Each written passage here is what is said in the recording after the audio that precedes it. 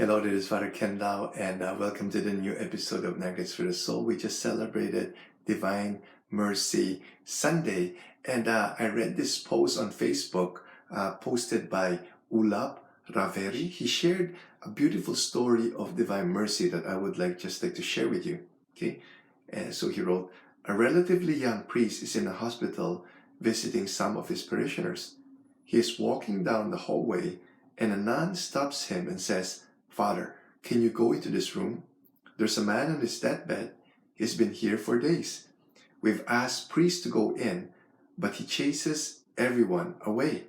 He doesn't want to talk about Jesus, but he's dying. Could you please visit him?" The priest goes in and introduces himself to the patient. The guy erupts and starts cursing at him. He's so angry. He said, "I don't want anything to do with you. Get out of here." The priest says, "Okay," and goes out into the hall. The nun is still there.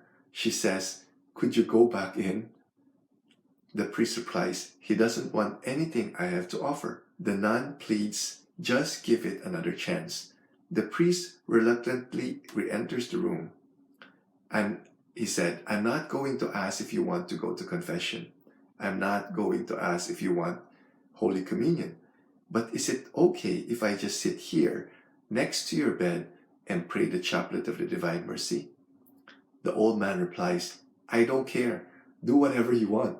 The priest sits down and begins softly praying the words of the chaplet. "For the sake of his sorrowful passion, have mercy on us and on the whole world. For the sake of his sorrowful passion, have mercy on us and on the whole world."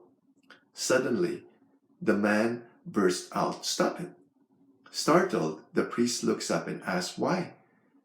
"Because there is no mercy for me," this man said. "Why do you think there is no mercy for you?" asked the priest. "It doesn't matter," responds the old man. But the priest persists, "Why do you think there is no mercy for you?" This man said, "I'll tell you.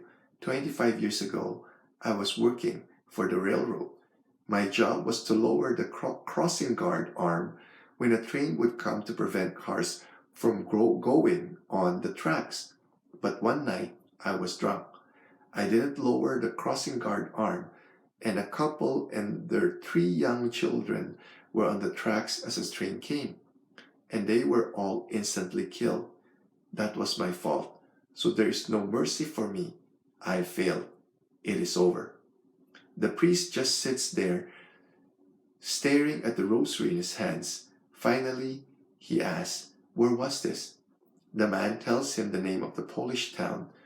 The priest looks up and says, 25 years ago, my mom and my dad were taking my little siblings on a trip.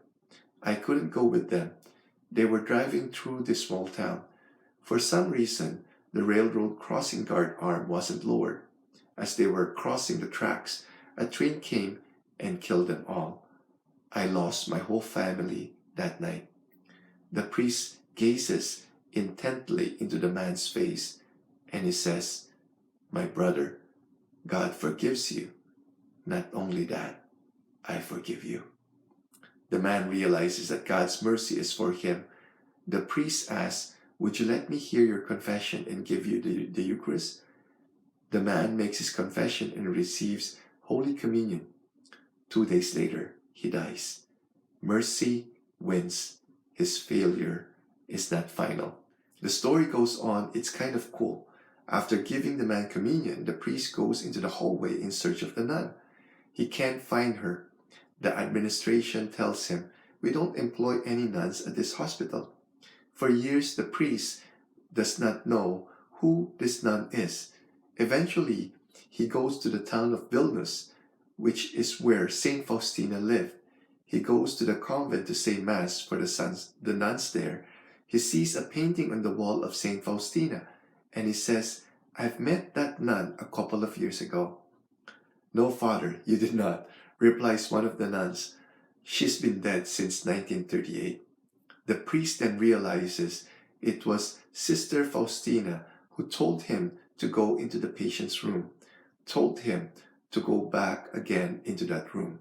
Okay, so we see here a beautiful story of divine mercy through the intercession of Saint Faustina that no sinner is beyond mercy.